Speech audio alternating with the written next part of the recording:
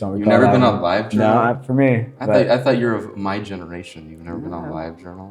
I wanted this way for people to actually go in and do it themselves and not have to bother me about it. Welcome to the Zero State Podcast presented by WipeOS. In this episode, Josh Heath and Anthony Serritella talk about automating tasks and keeping data erasure running smoothly through integrations.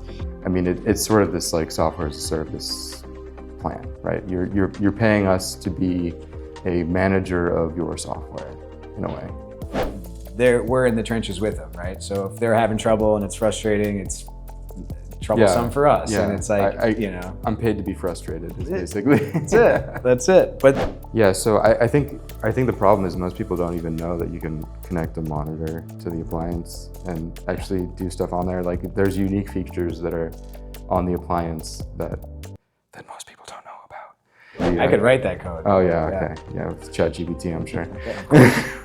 Is there any other way to write code? I don't know. No, not these days. We're known for our data erasure. Obviously, that's a huge value and a requirement for most of our users. But to me, I say it all the time, the real value in WipeOS is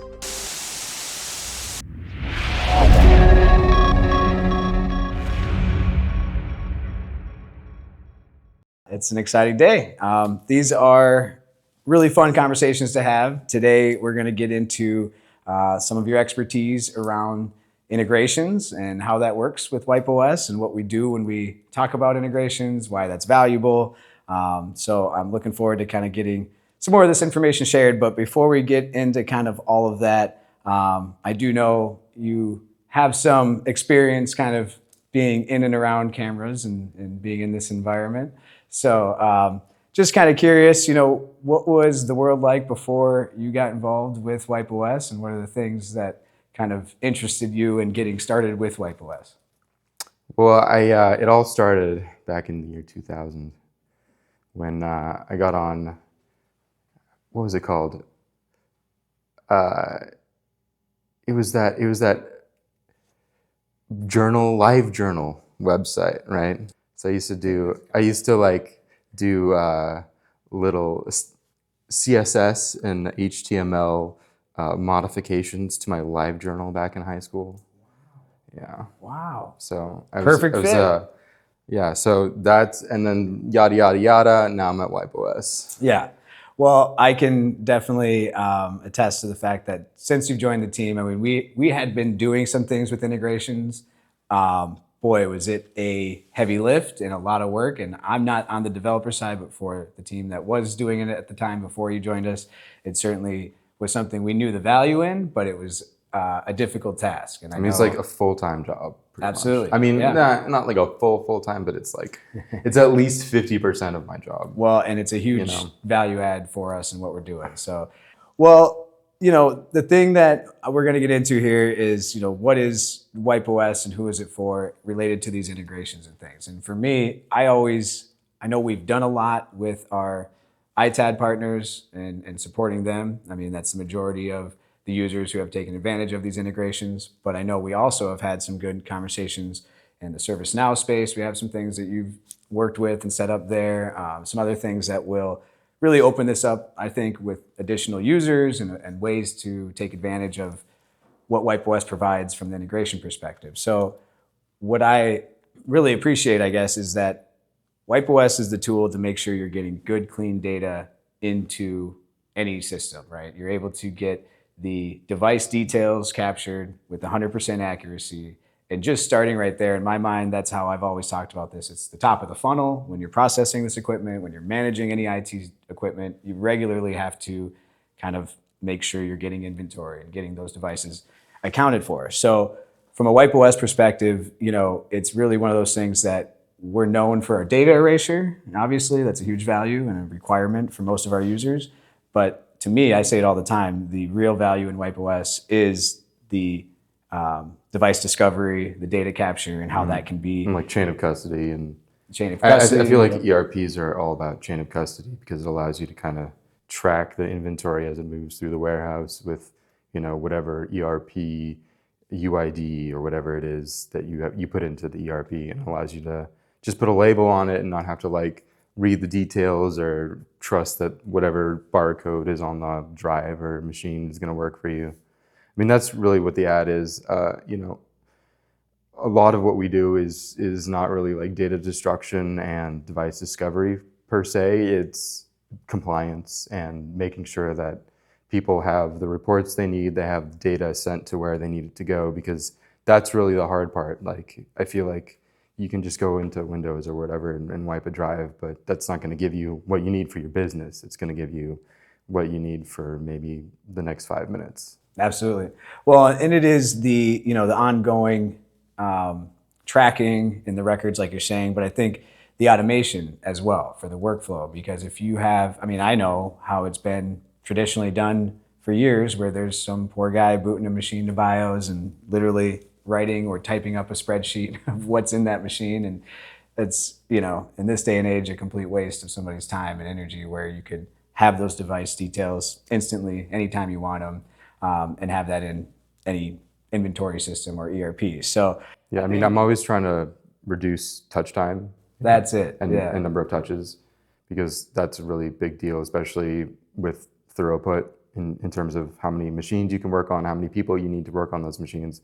So I think it's really important to, I'm a developer, but it's also important when I'm doing my development to think about these things, because if you don't, then you're just going to end up with good code and not really very user-friendly experience. Absolutely. No, and that's kind of my last point on this part of it, is that, when we think about this, and you have more interactions than I do directly with clients around the integration and the process of that, what their workflows are, what are some of like the most common pain points or frustrations that they're looking to solve by getting these integrations done? A big thing is just, like you said, the automation in terms of like auto start, wiping and auto start diagnostics, just getting those set up for them and getting those that workflow working for them, because everybody has sort of different needs when it comes to, what the warehouse looks like, what their sort of interaction with the devices, what sort of devices they're using, and that greatly affects their workflow. So ERPs would be easy in some sense if everybody had the exact same setup. Yeah. But because, everybody has to have basically a custom setup, they have to have a custom workflow. Some people just have the default, but most people have, I would say, some sort of custom workflow. We have to fine tune that for them and make sure everything is set up for them, for their needs, Yeah, and I've always said you could give 100 companies 100 laptops each, and they'd all do something slightly different in their process. Some of them may be very similar, but it's kind of amazing to see how creative groups can get, and sometimes the systems get very complicated in very large organizations with lots of people, and sometimes it's very, like you said, out of the box and simple. But it's really good to be able to have that flexibility and support kind of all different workflows.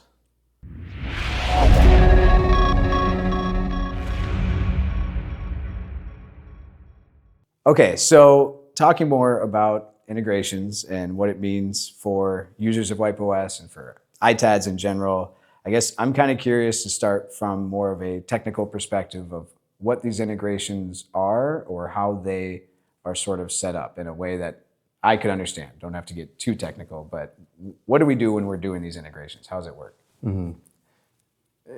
As opposed to, I'd say, a lot of integrations, we don't do an API integration, which means there isn't crosstalk. For the integrations that we do, we're basically just sending all the data in one big chunk to whatever ERP or what custom endpoint a user has. And from the endpoint side, they parse that data, distribute it however they need. But we just send, a chunk of data over to them. And those details, for me to kind of highlight exactly what that information is, it's the device details, right? It's the make, model, serial number, CPU, all of the details of what's in that machine. Yeah, pretty much everything, everything we have. Depending on what kind of thing it is, we do mobile, we do hard drives, we do devices. So all those things are going to have a different packet that's sent over. Well, and what I hear from users a lot is that obviously they appreciate the accuracy of the data, but again, the fact that all of that's automated, again, they've booted the device once. From there, everything's inventoried in their system. Nobody has to go back and, fill in blank fields or edit things as far as, if they were just doing this manually with spreadsheets or something like that. So, yeah, it's definitely something that I know every user that's had integration has really appreciated. It's really, again, to me, from a workflow perspective, it's the most valuable part of WipeOS. I think going back to sort of the technical ways that it works, I know with our system, there's different ways that it's set up because there's different inventories, different ERPs, and a lot of those systems work differently. There's been a few companies and organizations that have their own inventory system and somebody kind of on site that manages it. Do you prefer kind of working with those environments, or is it a little bit easier or simpler, I guess, when it's just a common ERP that you've seen over and over? I think they're all pretty similar. I would say the only one that's different is IQ Reseller, just because they require all the custom fields to be input. For all the other ERPs, we're basically just sending over, big chunks of data and let it handle on the other side, right? We don't actually do any of the custom mapping. That's all on them. So, I mean, sometimes it can be more difficult with the custom ERP because I think mostly that's on the customer end because it can be more difficult to set up on their end a custom endpoint that is going to accept data in the right way. And that's why a lot of people tend to go with the pre-built ERPs because it basically just handles all that stuff for them. Right. And then you have the compliance, any compliance that's needed is very well structured and set up. And I know, there's a number of auditors that I've talked to and we work with regularly that appreciate the fact that they can walk into a facility and see, okay, you have, a make or a raise or another ERP that they've known and seen, and they know exactly where to go to find all the records they're looking for. Yeah, I mean, that's what you get with both WipeOS and these ERPs. It's basically just built-in compliance. Yep. And that's really the most important thing about what we do and what the ERPs do. There's a lot of features you can get other places. You can pull them together and piece them together, but that's a lot of work and it's a lot of, management. And basically, when you get WipeOS, you're outsourcing technical management to another company that does it for a living, right? As opposed to hiring your own people and hoping that they know how to do it and they're doing it the right way. I mean, it's sort of this like software as a service plan, right? You're paying us to be a manager of your software in a way. So you highlighted some of the workflows earlier as far as the automatic wipe and automatic diagnostics and things. So when these integrations are done, I mean, I know I generally suggest doing a, boot a laptop, for example, start the diagnostics first, and then we can set it up so that it has the default wipe method automatically start after the diagnostics. So in that case, the user gets a machine on the bench, they have a few keystrokes to interact with it, and then by the time they move to the next machine, the one they started on can complete, and all of that syncs to the ERP. That, to me, has been a very popular and straightforward sort of integration and workflow. Is that kind of the same thing that you're seeing and typically sort of configuring, I guess, with these integrations? It sort of depends. Some people opt not to have the auto start just because a lot of people like to filter what products they're actually running through the system. Like if a product, say, doesn't pass all the diagnostics, maybe they're not going to want to wipe it. So they need to, go through and manually filter which ones are worth actually processing and which ones aren't. So it really depends on what the user's needs are and what their business model is. Yeah, absolutely. I know there's a big difference in conversations that I have with organizations that are doing more parting out workflows or complete systems, or some that may not even have drives. So it's like you were saying earlier, every company is going to do things a little differently. Depends on their, I guess, their business case and their operation, as well as whatever devices they're getting. They're going to make use of the best practices for those devices. Well, I think, another thing that's great about these integrations and the fact that once it's done, you're on their team essentially for the support side. And we don't typically see too many issues, but it's software, right? And things can sometimes, I don't want to say break, but with integrations, there can be liabilities there. So from the support side of things, I mean, is there a common concern or challenge that has to be revisited or maintained with these integrations? Is it just something of monitoring and kind of making adjustments and updates, or are there? I would say everything is pretty atypical all the time. Like Sure. if it was just one simple thing, we could have probably figured out how to automate it by now. Yeah. But it always seems to be something different, unfortunately. Of course, we got to keep you on your toes. Can't make it easy. I wouldn't say that managing ERP is my favorite part of the job, but it is the biggest part of my job. And if I had to do it a little bit less, that would be good, because it's not the funnest part of my job. I prefer building new systems and making new code versus just maintaining old systems. But I mean, that's why it's so important. It's because nobody really wants to do it, right? Well, and end of the day, the support side of this whole thing and the relationship with our users, I mean, we're in the trenches with them, right? So if they're having trouble and it's frustrating, it's troublesome for us. Yeah. And it's like, I'm paid to be frustrated, is basically. That's it. But that's from a support perspective, especially in software, that's what I think users expect, right? Like they don't want to just hear, oh, here, go read the manual or go to our knowledge base. It's like, hey, we're having some issue. Okay, I'm on it. We can talk about it. We can, make changes very quickly. I always appreciate that anyway from the relationship perspective, because I know for these guys, especially for the management, if there's any interruption in production, that's the top concern of the day, and that's a big deal. So I appreciate your willingness to put up with those frustrations and knock them down. Every time I come across something that's like, okay, I've seen this before, maybe we can sort of automate the solution for it. We try to, but there's always something new. There's always something new that breaks.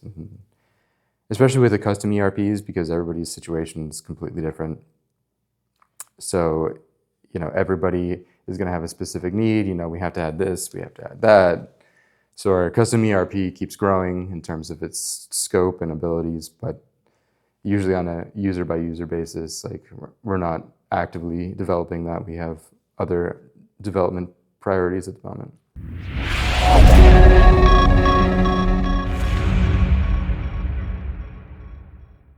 As you think about, not specifically with what we're, again, not sharing today, some of the exciting things that are coming, but with the future and direction of where we're going related to integrations, I know you've had a lot of neat things you've done.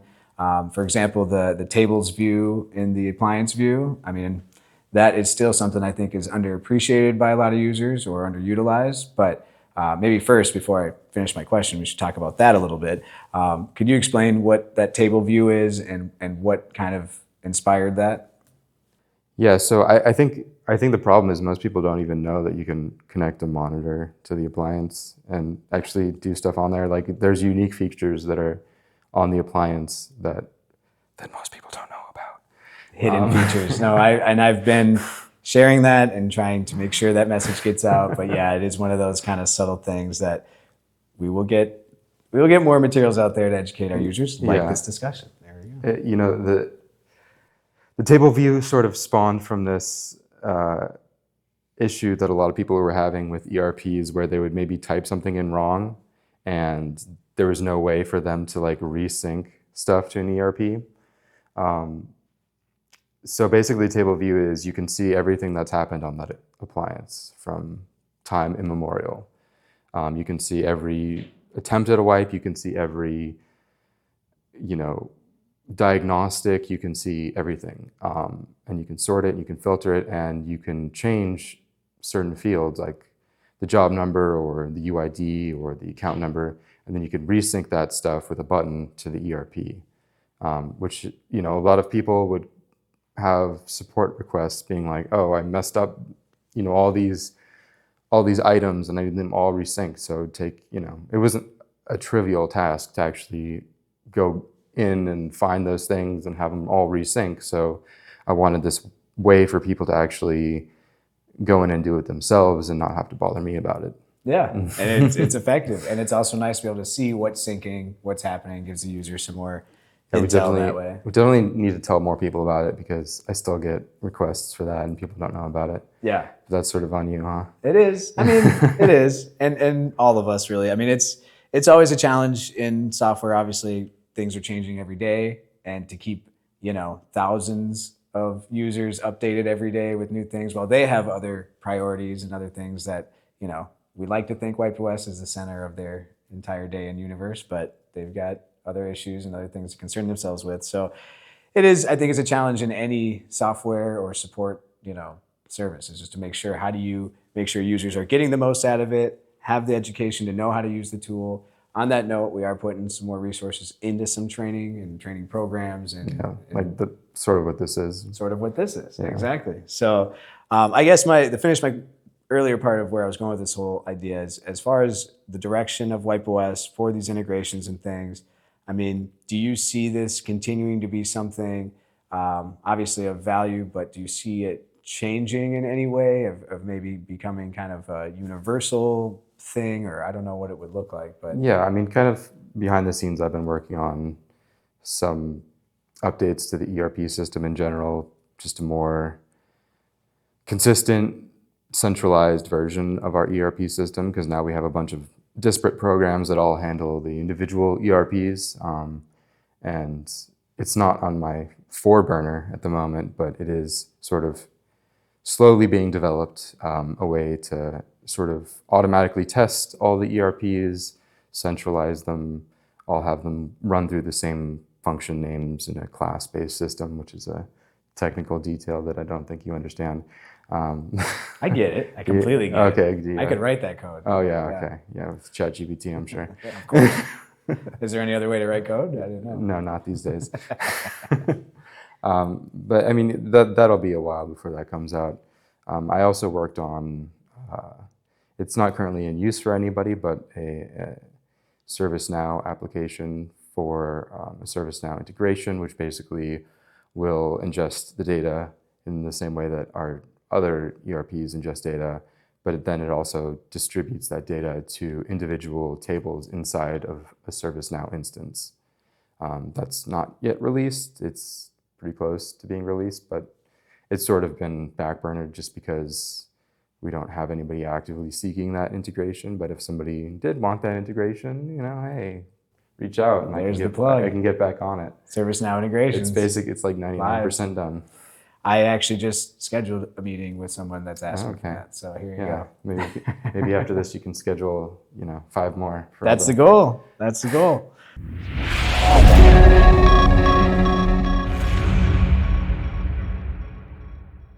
I appreciate you making the time to sit down with me, obviously. Yeah. We don't talk about these things enough. I mean, I get enough understanding that I need, but sharing this with others is always a bit of a challenge. It's nice when it comes from the people that actually are doing it. And I've told you before, I always appreciate, how you do handle interactions with users and clients. You're always good about communication and quick to jump on things and respond. So it is one of those sort of should be just part of the job things, but I know there are some that's hard for them to do, and sometimes that's an annoying task. So you do it well, you make it easy for our users to know that somebody's on the other end that actually cares and is there to help. So it's great. So all in all, you're doing a great job. We appreciate you. Yeah, thank you. And we appreciate everybody today listening to our second edition here of the Zero State Podcast with Anthony Serritella. Serritella. Had to do it. Appreciate it. Thanks. Thanks, Josh. Yep.